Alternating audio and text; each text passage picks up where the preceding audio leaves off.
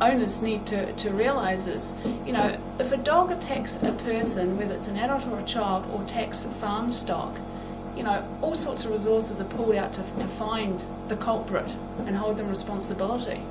But if I was to stand here and tell you this is breaking news, we've just had a horrific dog attack, 5 adults have been killed, the injuries were just horrendous, multiple fractured ribs, multiple muscle lacerations, even a liver was lacerated, extensive hemorrhaging to all 5 adults, 1 had a broken pelvis, 1 had a broken neck and a puncture wound where the tooth's gone right through the skull into the brain. They'll be all hue and cry and must get these dogs, the owners must be held accountable, that's murder, all this sort of thing. That was 5 adult penguins. They were in top breeding condition. At least 3 were females. The dogs have never been found. Doc did what they could. But oh well, the attitude seems to be, oh well, it was just penguins. That's our native wildlife.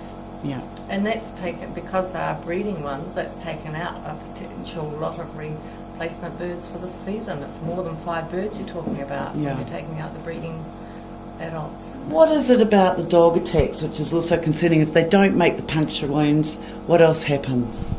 Okay, if they don't make puncture wounds and whatnot, and you think, oh well, I've got the bird out, it's free to go. The problem is the saliva is already on the feathers of the bird, and the saliva contains bacteria, it contains bugs that will create infection. And so what happens is the bird then preens its feathers and it's ingesting this saliva that's got the bacteria, bugs, and so when it's ingested, that can then set up an infection and eventually the bird can still die. I hear many people who have dogs say, oh no, let the dog lick the wound clean, but that's not really the truth of it, is it? Yes, I know that story. Cats and dogs, yes, let them lick the wound clean, it's got antibiotic properties. Well, having first-hand experience and landing myself in hospital from a cat bite and taking quite some time to come right. 2 years. It is not true. Yeah. Cat and dog bites are serious. No. Right. And what people don't seem to understand is this is what eventually wipes these guys out.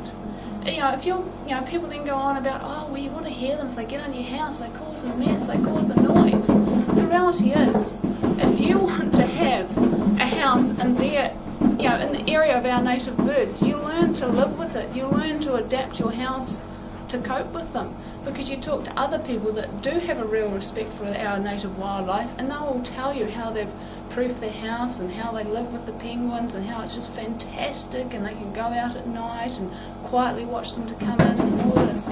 So, And it's not just the penguins, people are moving further up the valleys now, and you've got the New Zealand falcon, and they want to have free-range hens. Oh, but the falcons come and take the chicks. Well, if you want to move again into the falcon's territory, then have your hens in a covered run. You can't want the falcons removed because you want hens in their territory. I mean, this is in a book that's just come out. And is this how we want our wildlife to be seen around the world? It says, buggered is how most New Zealanders describe their bird fauna. And it is. I've rarely been anywhere where birds are so thin in the air or on the ground. A mere handful of species, several of them flightless and nocturnal, have survived the ravages of introduced European predators and now exist in tiny numbers, mainly on offshore islands. That's a published book you can buy around the world. Is that how we want our wildlife to be known? It's devastating, It's every single person in this country has got to take responsibility for our wildlife. And it's not just the birds, it's the geckos and skunks and things too. Yeah. It's our native wildlife. I mean, people don't appreciate that all the introduced bird species actually affect our native wildlife. I think a lot of it is education. I think a lot of people out there do want to do something. They just haven't stopped to think. And don't think, oh, well, it's only me. Any little bit you can do, it's all a help. Yeah. Planting one tree that's a feeder for a native bird, that helps, because it means the bird can then get to the next place to feed. Stopping one dog running up to birds, explaining to one owner you've just saved one bird that will go on and produce more. Yeah. Everyone's little contribution helps. Great.